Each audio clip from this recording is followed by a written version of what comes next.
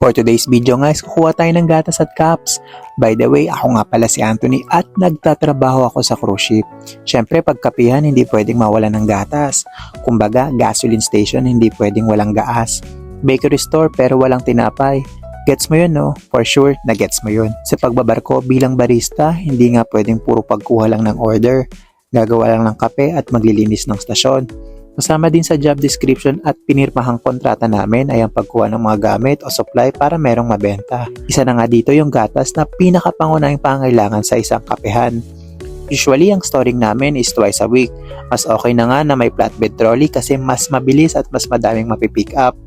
40 pieces nga pala to na 2% milk, 16 pieces ng non-fat milk, 18 pieces ng whole milk, 18 pieces ng heavy cream at 9 pieces ng half and half.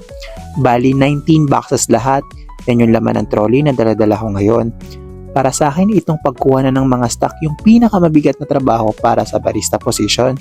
Siyempre, madami namang iba't ibang position sa cruise ship at may kanya-kanyang workload o bigat ng trabaho. Siyempre, after mag-pick up ay kailangan isalansa ng maayos at ikamada.